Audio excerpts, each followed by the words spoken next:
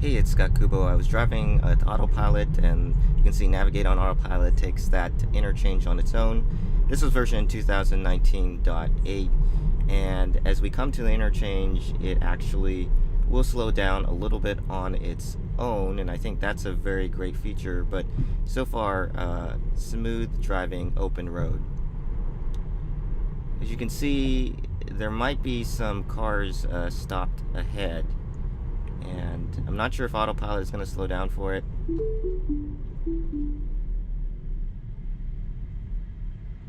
So autopilot didn't show any signs of slowing down, so I decided to take over. So this is a really dangerous situation when cars suddenly stopped on the road. Need to pay attention at all times. Here's the forward-facing camera view, and you can see with the curvature of the road and the wall on the left side, the radar won't be able to see the cars ahead. But the camera should be able to pick them up. It's hard because you have to separate them from the background, and in addition, there's other things like this truck image down here, and you've got to figure out, are these cars actually in your path and are they stopped? Now here, the lane lines and the vehicles are clearly in view, but it might be a little too late, and maybe there's not enough time for the car to process all of this and react.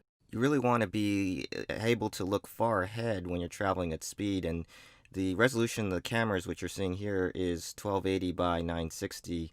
Is that enough? I think you certainly could question that. So this is a difficult corner case for all cruise control systems, not just Tesla, but Tesla's very dependent on radar at high speeds.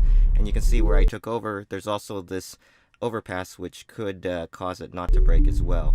Then when the car is finally visible on the display, I'm already starting to brake, and I think if it was going full speed at that point, even though it saw the car, probably radar based, it probably wouldn't have seen it in time to stop.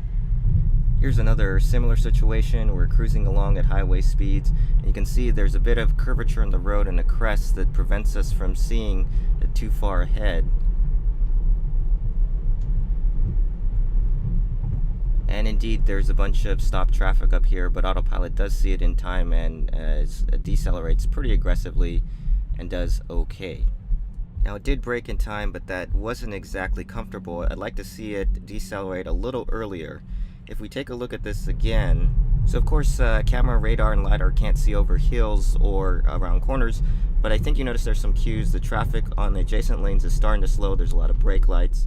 So I think it'd be really great if autopilot were to gradually slow down and give you a warning based on traffic data or noticing the adjacent lanes are slowing down. That'll about do it. If you like this video, please give it a like, subscribe, and hit the bell icon to be notified of new videos. If you're researching to buy a Tesla, click on the link. You can get yourself free supercharging. Maybe you can wrap your car emerald green like this Model S that just passed us by.